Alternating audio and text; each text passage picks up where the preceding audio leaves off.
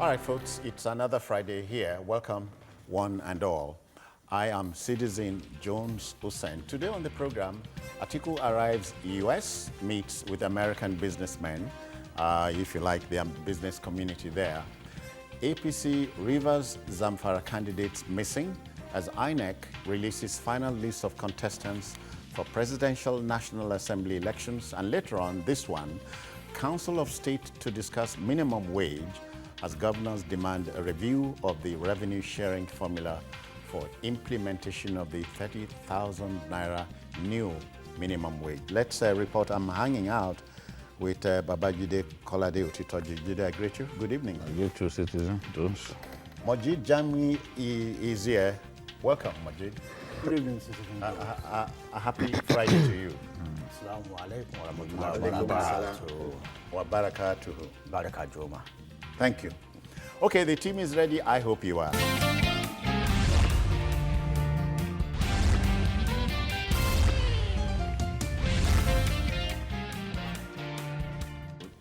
All right, then. Politicians, like generals, have a tendency to fight the last war. A trip to America by every means possible was perhaps a war the People's Democratic Party presidential candidate, and I'm talking about Alhaji Atiku Abubakar, was willing to wage and win. The Adamawa state-born opposition politician reportedly arrived the U.S. Capitol on Thursday in company of Senate President Bukola Saraki and others. He's billed to meet with the business community there today. Now we know that no amount of anxiety will change anything that's going to happen, Jide. Yes. I think that for a long time, Atiku had wanted to do this.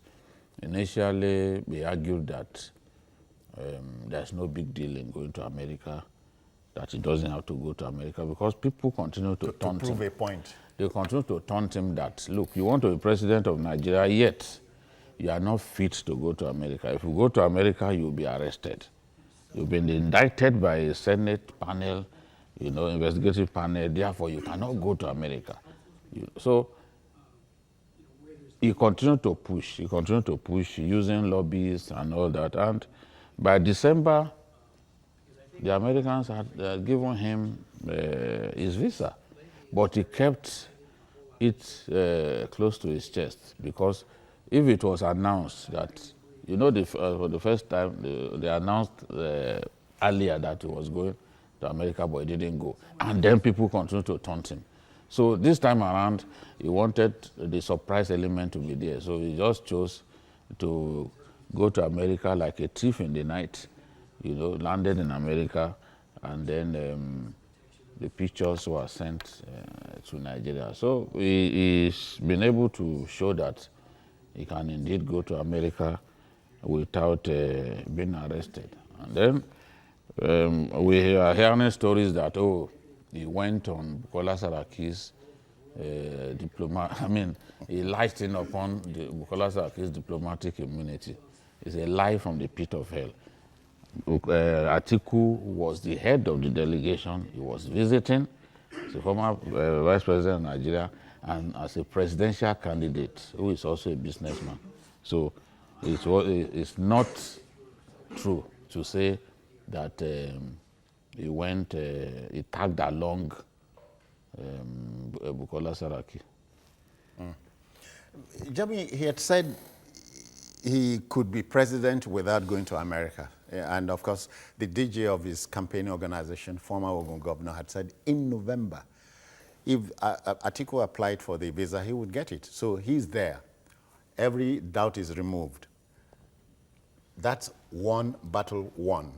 But the war is still ahead. I congratulate Atiku Abubakar, the former VP, for eventually, as in Eddie Murphy put it in his that epic movie, coming to America. To Africa. So, go on. And I like that musician that sang, guess who is coming to dinner tonight? Yeah. Carolina. Sydney Porsche. Yeah. God bless you. So I congratulate Atiku. It's good. But then, like I always tell people, the votes are not in America. Probably we'll get feeds of Buhari's visit to Kaduna today. I'm just getting reports that, as I was commenting, that they've been stuck for about almost 5 hours in a 5 kilometer journey from the airport to the venue of the rally. So I think Atiku should do more of the campaigning for canvassing for votes in Nigeria here. And now that he's in America, he should come back home because the strategist session was done in Dubai, and they've had several strategy sessions in Dubai. Now it's in America to meet with the Nigerian business community, so to say. Now, like Buhari too went to Chatham House. Chatham House. He's not going to take your advice. Buhari went there, met with people, you know. We didn't tell him that he should have limited his campaign to Nigeria. No. These things are significant for them. No, it's diplomatic because it's diplomatic short too, but he's trying to give himself confidence that, look, but I may win this election. If I win, these are the people that I will eventually need to work with. So he's trying to go there. I want to see. Not taking anything from you. The other logic is, if we extend that logic, it is believed in America, the West, that the incursion of China into Nigeria is a serious minus for them. So this visit is important. Yes, like somebody. That's what Jide is. No, but like somebody put it. Buhari did the same thing before he won the election. No, but Jide, now there's another angle to it. Somebody put it on social media yesterday. He said, why did Atiku choose a time when the economy of America is shut, the government of America is shut down? Because this is the height of ignorance. Some people said it's sneaked in. Look at what people write of social media. But the immigration is still alive. Immigration is alive. Carry a private jet now. Fly a private jet into American airspace.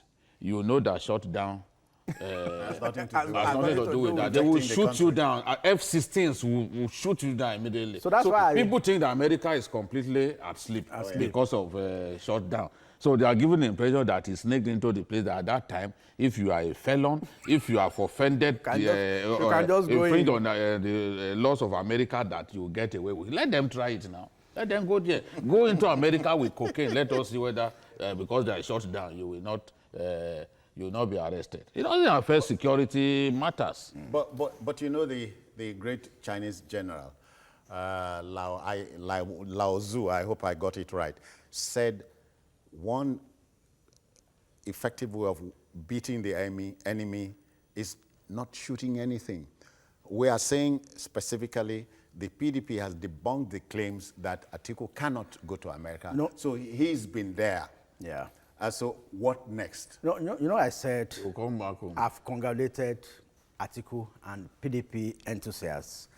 I mean, at least finally, after 12 years, Atiku is in America. And I think if to really drive it home, they should do a movie out of it. Oh, come on.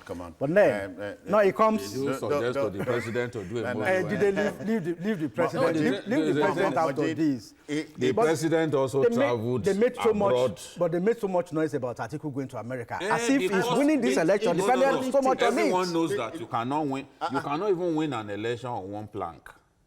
You can't win an election on one plank.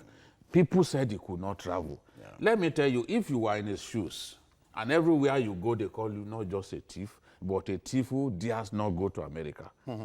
And you have an opportunity to discountenance that. You will grab the opportunity. It's like drawing out a candidate on a debate at all costs. And if he says he's not going to debate, like Akeredolu never went for any debate, he won an eletion. Buhari never went for a debate in 2015, he won an election. Why? So that makes it right. No, it does not make it right. People should not debate. No, it doesn't make it right. But then, debates or going to America does not win elections in Nigeria. That's what I'm saying. You can't say that now. You can say that now. Going to Chatham House. You didn't say going to Chatham House to read a test. That does not win an election. That one. Before then, other candidates didn't have to go to Chatham House. But our president was bent. Let me tell you, our president was bent on announcing himself to the world. He wanted the world. He was confident that he would win the election. And he wanted the world to see a glimpse, to have a glimpse of the man who would take over from an incumbent. And he went there to outline his mission. Let the people even have a feel of the man who, because at that time, Nigerians were asking for change. And he wanted people to have a feel of that man who will be the beneficiary of that change. And he went there. We didn't criticize him. Won the election for, we didn't. No. Are you saying this one will win? Did he tell you that this is where he's going to get the votes that will win the election? See, this is just symbolic. No, it's just symbolic. My advice to PDP and Atiku is the votes are here in Nigeria. They know. They should. They know. Do more of the campaigning here. Atiku knows that the votes are here in Nigeria. He knows that this is where the PVCs are. Americans don't have our PVCs. This is where they are. They know. This is just symbolic. It's as simple as that. So that it goes into the record books that man that you said he can never go to, he has finally gone there as president. That by then would have gotten immunity. He prefers to go now.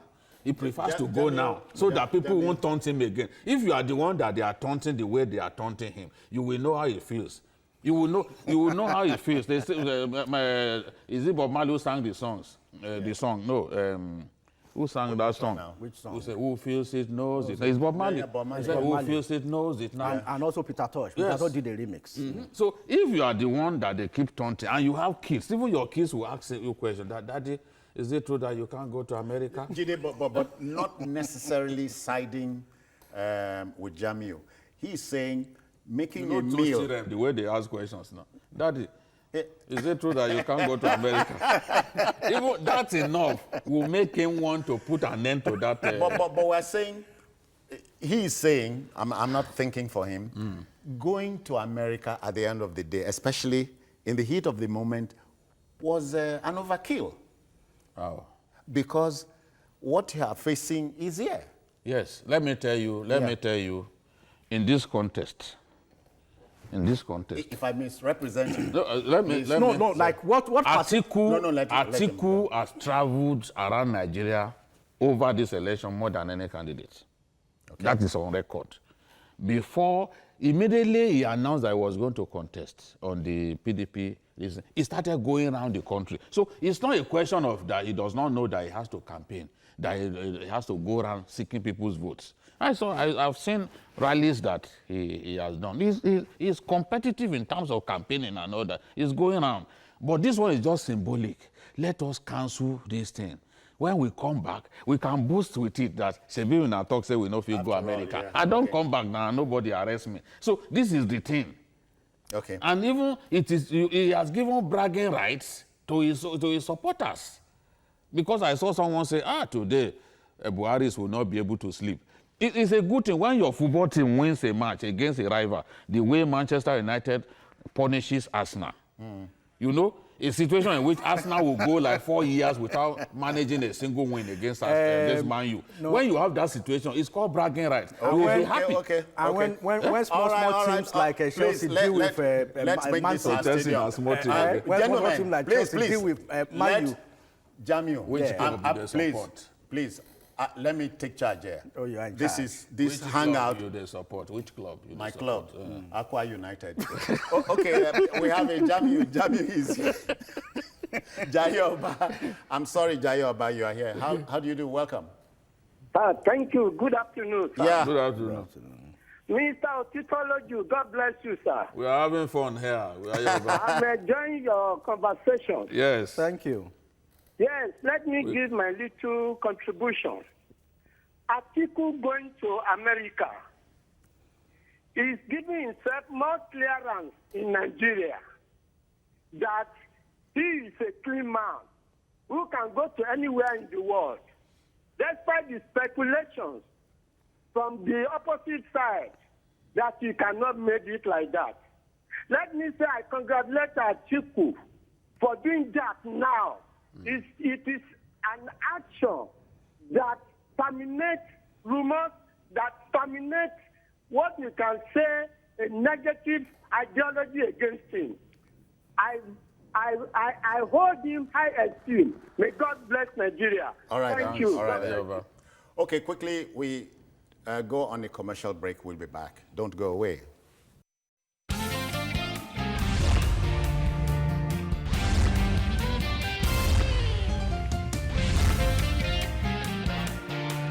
All right, then, let's take it home. It's no longer news. Alhaji Atiku Abubakar, presidential flag bearer of the PDP, finally touched down in America after 12 years. So he has maintained he did nothing wrong. So, but in the 2010 328-page report is something you can't broach that. Yeah, his name was mentioned. Okay, okay. Some people will say he was guilty by association, and his friend, his well-known friend, was eventually jailed over the affair, the one who hid money inside the refrigerator. Jefferson. Yeah. Jefferson, yeah. Jefferson. So, at the end of the day, what matters is that So diplomacy is playing out now. Yes, you know, the Americans also, they are masters of the game.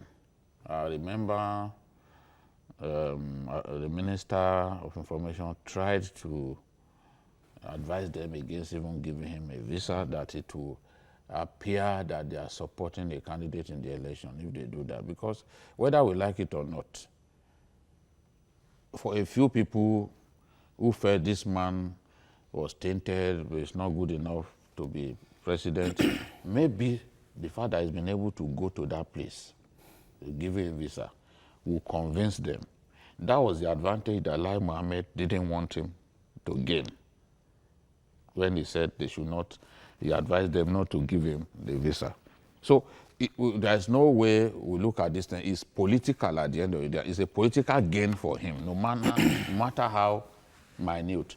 I am one of those people who believes that for those who are going to vote in elections next month, a lot of them, a considerable proportion of them have made up their minds.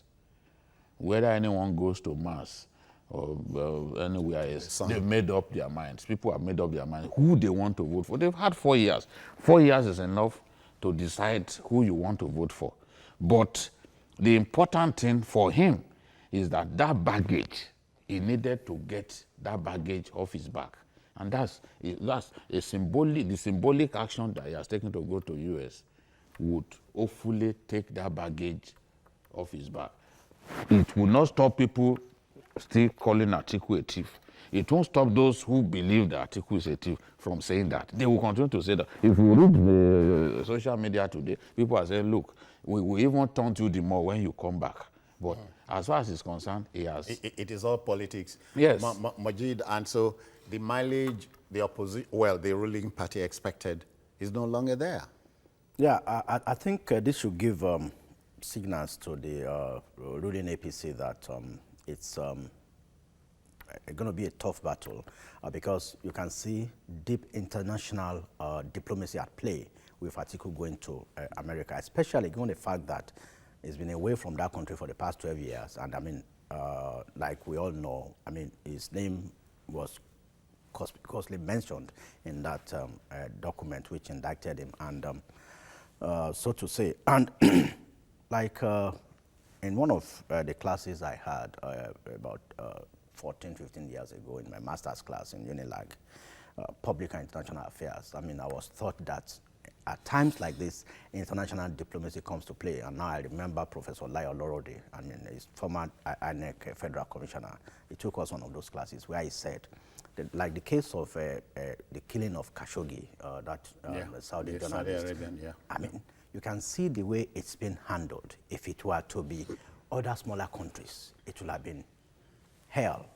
I mean, but because Saudi is involved, I mean, a lot of diplomacy, top-level diplomacy comes to play, especially knowing that if Saudi decides to short its oil to the international community, there could be crisis. Nigeria is very key in Africa, 200 million people, the largest black population in the world. So America wants to be friends to Nigeria, and they are weighing their options. They are looking at the cards, and they want a situation. And you know, they see the Buhari government moving towards China. They don't like it, and they see that with an Atiku, I mean, there could be. We can dollarize the economy. So something like so that. a lot of international politics is coming to play, and some of the past leaders of Nigeria too are also involved in this game. So it's something the APC, the ruling APC, should take seriously as part of the strategy for their campaign. Well, Jide, at a time like this, you look at, we're talking about a two-legged race, chiefly the APC and the PDP. Yes. Now the PDP is having to come out of its shell some more if it wants to counter the gains, the mileage this visit to America has given to the PDP. Yeah, I'm sure, and I trust that Elijah Mohammed and others who have some aces up their sleeves, they are masters at appropriate response to this kind of scenario. I'm sure that they will be at their wickedest best at ensuring that Atiku does not thoroughly milk this situation. Now, you know, they are very predictable. You will see the way people will be unleashed against Atiku. And at the end of the day, they will not want him to make too much political gain out of this.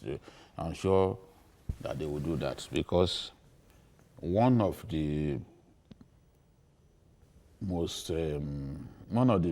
biggest weapons that have been used against him has suddenly been blunted by this visit, and they know it. So they will still have to come up with some ideas, some methods and tactics of their own to appropriately respond to this and draw the attention of everyone home where the battle will be fought. Remember when Bush Senior wanted to leverage on the fact that he had defeated Iraq in the first Gulf War. Yeah.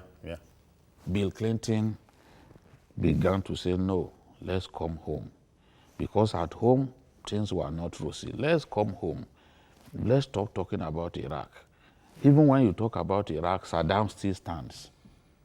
So they continue to taunt the Bush family that, oh, you won the war, but Saddam still stands. Yeah. And that was why Bush Jr., George Walker Bush, made up his mind that on the first day, he will go after Saddam and execute regime change. And then we saw that happen. He came up with a bogus idea that Saddam Hussein had chemical weapons. War of mass destruction. Yes. So they went there on a fake intelligence, and then he achieved his aim of regime change at the end of the day. All right, so we begin to take it home, but I have one last line for Alhaji Atiku Abubakar. Life is 10% of what happens to you, but 90% of what you do with it. Very, very interesting and instructive for you. Wish him well. Okay then, you know, the nerve-wracking anxiety welling up in the APC family in Rivers and Zamfara states ahead of the general election became crystallized on Thursday when the INEC released a final list of contestants for the key elective offices. Except a court of competent jurisdiction upturns the status quo, the APC may not have candidates for the National Assembly positions and the governorship jobs on 16th of February and March the 2nd. Whereas a school believes this resilience by the electoral umpire is a healthy development, polemicists or controversialists see it as an unnecessary, hear this, judicialization of our fragile polity. All right, we'll take this break and return and broach the subject matter.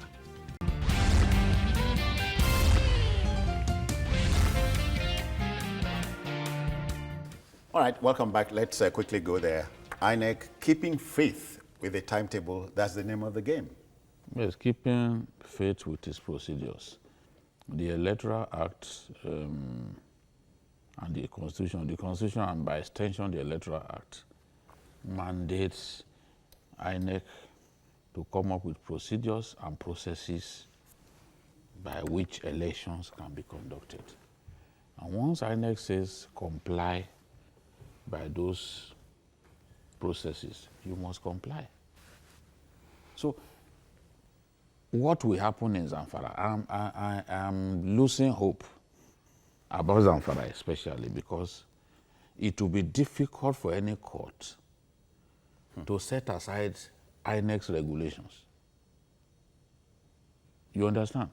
Because it then means that, by extension, other actions that INEC has taken, other processes of INEC can, by the same token, be set aside. So it will be very difficult. And when I look at even the judicial process as it concerns that for election, they have not really moved fast. Make no mistake about it. The courts can still order that in these states, the party can produce candidates. But it will then mean that they have to move fast. So you ask yourself, at what stage are those cases are? Where a case is still at the level of the High Court and elections are close, chances are that a resolution may not come before the election. You look at some of those cases, like Rivers, for example, the appeal court initially held that the party can go ahead and organize Congress. But the Supreme Court upturned it and even criticized the appeal court for that judgment. Now they've gone back again. They've started that process again, and they found themselves at the level of the Supreme Court. So the question to ask yourself is, the same Supreme Court that upheld the decision of the lower court, because the lower court told you, don't go ahead with this. But they disobeyed, went ahead, and then a decision was taken to nullify the entire process. Now, do you think the Supreme Court, having earlier upheld the decision of the lower court, is the same Supreme Court that they are back to? Do you think the Supreme Court will now say, oh, go ahead, let them produce candidates for those elections? So it's a dicey thing. Mistakes have been made. Parties must organize themselves. There has to be cohesion within parties. Where there is impunity, you want to take this action without caring about how others feel. And others can go to court when you take an action that makes them feel bad. You have to think of that. Invariably, if APC is not allowed to produce candidates in Zamfara and Rivers, an exemplary lesson will have been learned because the situation should have been better handled. Majid, which is what I meant by a judicialization of the polity. He had just given a whiff. Why must you go to court if this thing is not a do-or-die business? Yeah, if it's not a do-or-die affair, why must one man feel that is the one to decide the fate of like 5 million, 10 million people, when the law actually allows for either a consensus, direct primary, or indirect primary? I mean, for some of those governors are the issues or the leaders of the party in those states, maybe those who are in position, like in the case of Zamfara. In the case of Zamfara, it has to do with the governor who wants his own person, and some other people want someone else, like what we had in Ogun State too.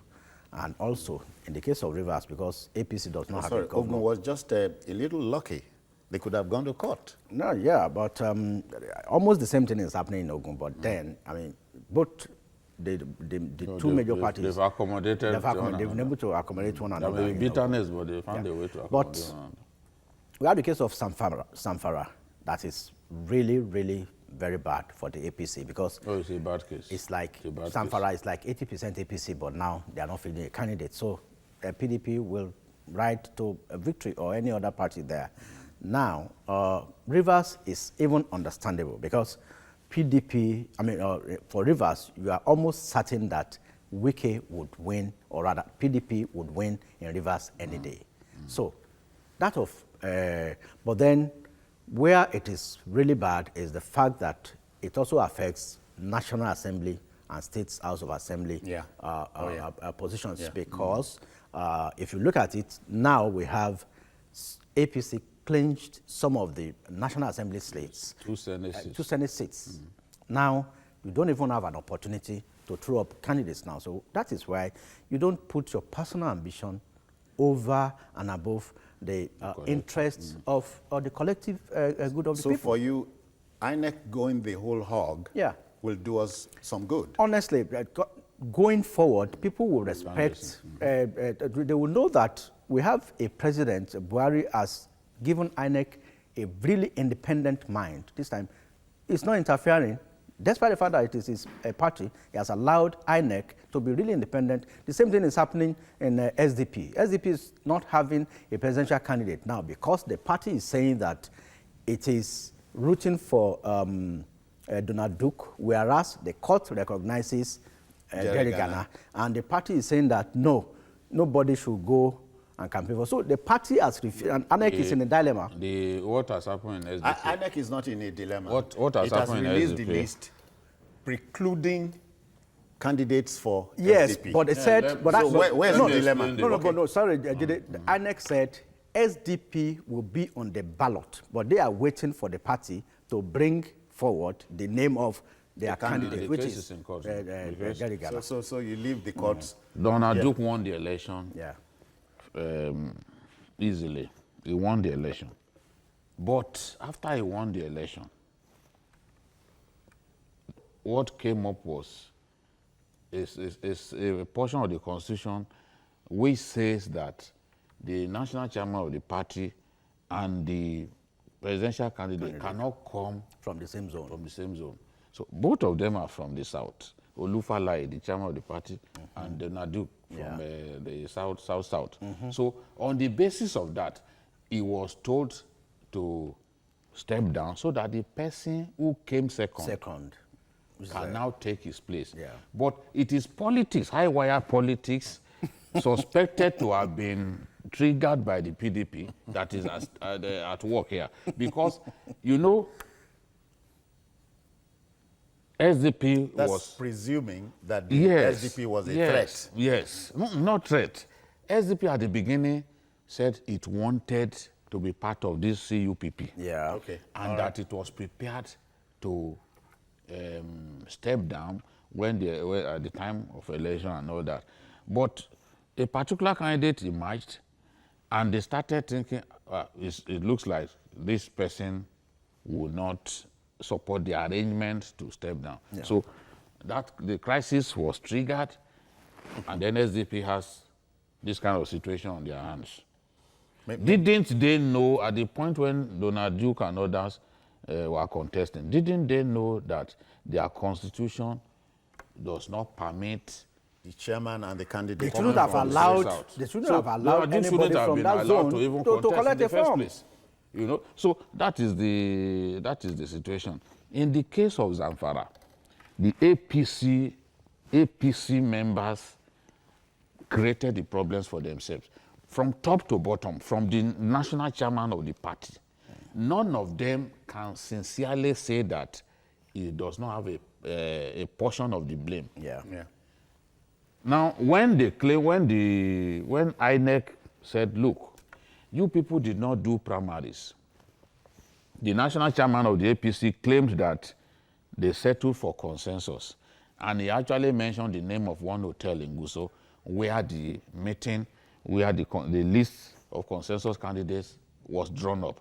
But Senator Kabiru Marafa, who was one of the 3 main contenders, came out to say there was no such meeting. And what the regulation says is that if you are going for consensus, then everybody must be carried along. So that it doesn't look like it's just one leg of the party that opted for consensus and then wrote names. So with that, INEC must have sat back and said, So these people are lying. Because when you look at it, Dauda Lawal, the candidate, was the candidate of Aso Rock, candidate of the cabal in Aso Rock, supported by the national chairman of the party. Kabiru Marafa, on his own, he too wanted to contest. Then the governor had his own candidate. You understand? So the crisis in Zamfara was like a tripod. Now, one leg of the tripod in Kabiru Marafa came out to say, no, there was no consensus. The governor too said, no, there was no consensus, there was no such meeting. So it was only the national chairman that was left, arguing that there was indeed consensus. Let me quickly take Yakub here in Lagos. Yakub, welcome. Okay, we lost the call to him. Yeah. So it was only the chairman of the party saying that there was consensus. So how do you expect the INEC to believe that indeed there was consensus if out of the 3 contending groups, only one group said there was consensus? So that's where the problem is. They just couldn't come together to resolve this matter amongst themselves. Man-made, which is why I said if the INEC goes the whole hog, so be it, and the lesson will be taught, the lesson will be hopefully learned. But let's quickly find out. 23 female candidates, presidential and vice presidential categories. I'm looking at the ballot paper. 74 presidential candidates. That's a daunting task for INEC. Well, INEC brought that task upon itself when they kept, I mean, they're even lucky. They registered 98 political parties. So what do we need 98 political parties for? You say, they say it's to allow people it's to... constitutional. It's constitutional, fine, but then It's not their fault. in other climes, of course, like in America, it's not just Are you Democrats. No, it's not just Democrats. Are you copying properly? No, wait now. Even in UK, we have several political parties, but there are 2 or 3 dominant ones. So, and in Nigeria, we also have the dominant ones. The dominant parties in Nigeria are just 2. So, I mean, we can't deceive ourselves. We will see the gap between the first 2 major parties, the APC and PDP, or vice versa, on election day. And you see... UK has joined us. Biodun is here. I greet you, Biodun. Welcome. Yeah, Biodun, are you there? Hello. Yeah, good evening. Yeah, I'm there. Yeah, let's go. Good evening. Yeah. Hello, good evening. Good evening. Welcome. Let me put How my is phone UK? down. I'm in my TV. Sorry, I'm trying. This is the first time I'm calling from the UK. I'm calling from Warsaw. Okay, then. Warsaw is And in then Poland? we'd like to say a big thank you to you guys, especially Jide Otitology, I thank you. and the rest of the crew as well. You know, well, talking about the INEC and then the Nigerian political situation, I will say a big thank you to the president for allowing INEC to be independent. Because in the past, the president would have used his power to force the APC, to force the INEC to register the APC candidate, which has happened in the past, probably during Obasanjo and the rest of them. Yeah, you are the right. Power always belongs to the president. But thank you that we have a president that allowed the system to work and allow everybody to have their own to utilize their own independent power. Yeah. And then another thing about the Atiku saga. You're taking That us one- back. The damage has been done.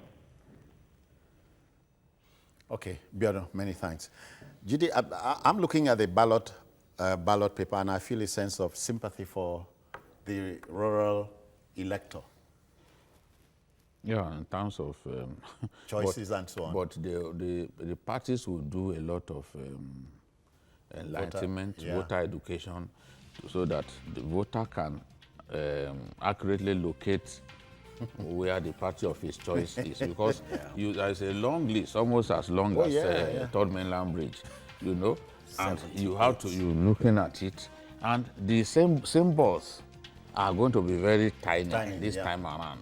So people with eye problems, you know, jaundice-eyed people will not be able to actually and locate parties. alphabetically speaking, you know, look at APC up there, a PDP down there. James okay. Oh, okay. That's long. You know, Vaneko came up with it on Lagos Island in those days. James okay. Come on. But in taking this home, let's look at playing by the rules of the game for once will do us good. Will do the political class. I don't think our people are prepared to learn. Okay. I can tell you this sort of thing will happen again. People caught at the last minute, 48 hours to election, ruling that someone can contest and all that. It happened in previous elections. We have not had the last Yeah, in Ogun, for example. Today, Kashamu is the one on the ballot, but I mean we have the election is on for March 2nd. March 2nd, yeah. So it's still a long way to go. So Not even in Katsina, the Samala Isa's son yeah, sued the party. He's Yeah. contesting, what's his name? Contesting Governor McCarthy. Governor Aminu Bello Sorry, Aminu Bello Masari's, yeah. ticket. Yeah. You know. So, and sometimes I ask myself, how come some of these issues could not be resolved? Resolved internally. You know, amicably. Why are we doing this to ourselves? Because Samala Isa's son cannot even win in Funtua from the look of things.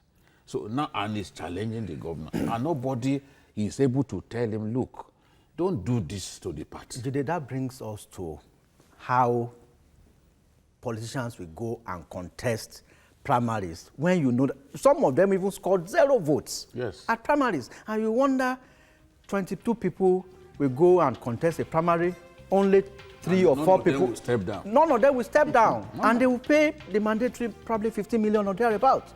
And It I'm happened wondering. in Ekiti now, the APC primaries. Yes. They refused to step down. All right, the vote here is that we must bring the next subject, but the debate will keep going on. You think politicians in Nigeria don't learn lessons? Do we even teach lessons? Okay, the choice is yours. You know, the minimum wage brouhaha may not be about to end soon, not with what's on the cards. The federal government is built to broach the matter at the Council of State meeting slated for January 22nd. Labour Minister Dr. Chris Ngige believes the matter would be laid to rest at that time, but state governors are insisting on 2 conditions for effecting the 30,000 naira new minimum wage. 1, review the revenue sharing formula so they can get more money, or permit them to downsize the workforce. Is this the Hobson's choice, Jide? Well, I think that it's inevitable that they have to look at the workforce and kick away redundant workers. Which is the better of the 2 options? Increase the money that goes to states, or if they increase what goes to states, it may just solve the problem temporarily. As long as politicians continue to bring in 2,500 aides and accommodate other redundant elements in the workforce, they will come back to that problem. They will come back to that problem.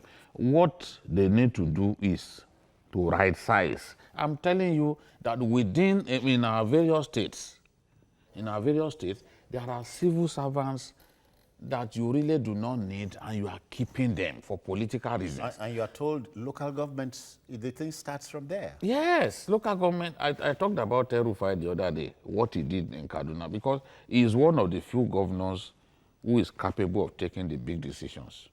They say I criticize El-Rufai a lot, but where I see that he has done something good, I will be the first to admit it. That is where I'm different.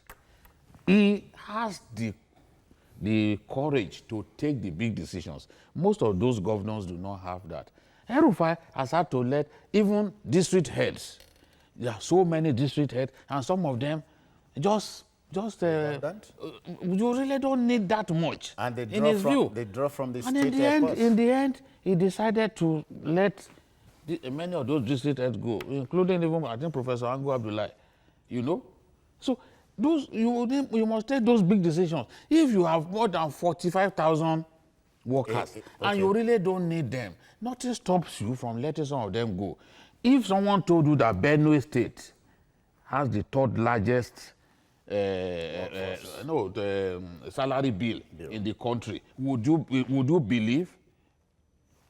How rich is Benue State that it should be competing with the like of Rivers? But it's potentially rich. No, it's in terms of what? It's rich in agri produce and the rest. But you and I know that we really do not make so much money there. What is the IGR from Benue like? So that is why the state will struggle to pay salary. It's a fact. It's a fact. So governors who are able to find the courage to say, look, gentlemen, at any time when they want to do it, fine, whether in second term or first term, you must find a way to do it so that you will keep the people that you can pay. Because even globally, minimum wage, when you are determining minimum wage, what the ILO says is that the minimum wage so agreed must be what the employer of labor is capable of paying. Yeah. So, and how do you achieve that if you don't let some of the dead woods go and keep the people that you can pay and pay them well? That's the way it should be.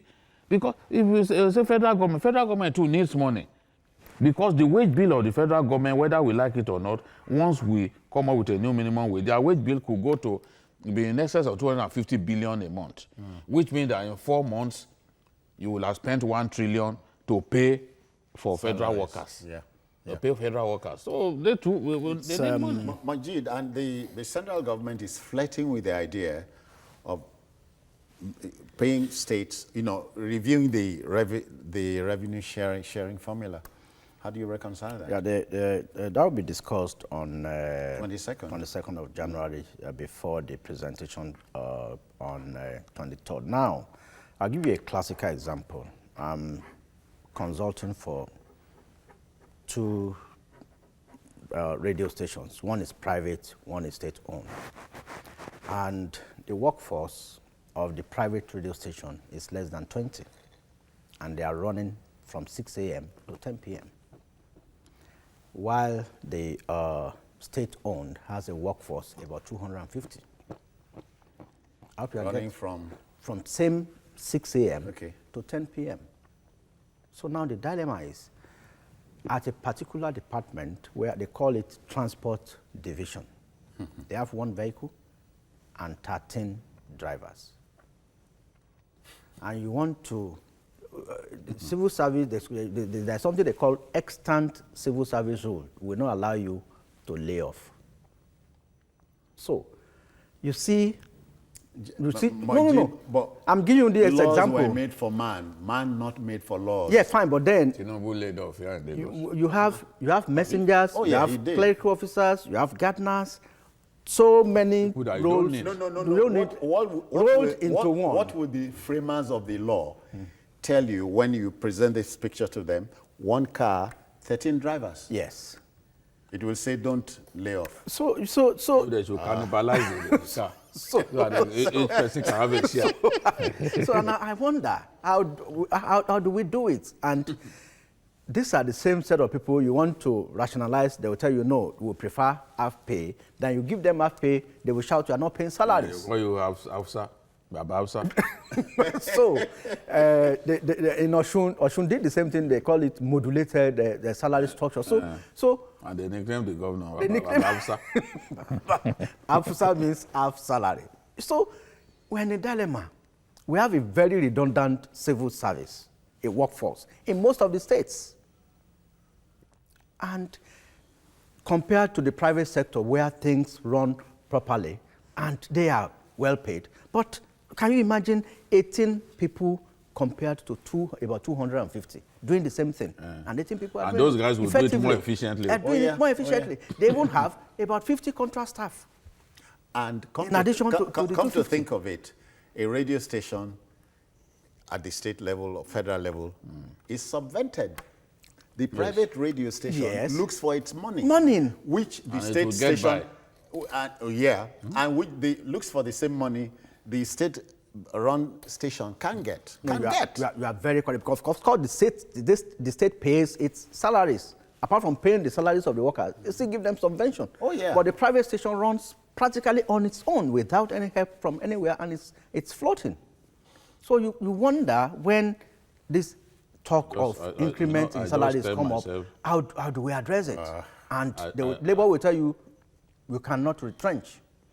No, they will say that, but it is possible to still go ahead and retrench in the interest of these states. Oh, honestly, because you have to put that first. And when you retrench, you are going to pay people off. You pay people off, but at least you can have a civil service that is manageable, and you can then pay people well and give them the allowances when they should be paid. I just wonder how much longer we can go. I'm told it's a Friday, so you don't talk more money on a day like this. We must go. We must go. So we will go. Jide, let me thank you for your time. I thank you too for everything. Majid, thank you for coming. Yes. So it's our country. We must dream it, drink it, sleep it, and of course, breathe it all the time. It can only get better. That's it on the program. If you missed this, join us at 11 for the repeat, and also watch the program on other platforms. We'll show you on the screen and on YouTube at youtube.com/TVC News Nigeria. The feedback channel is the same. I am Citizen Jones Hussein. Enjoy your weekend. Bye-bye now.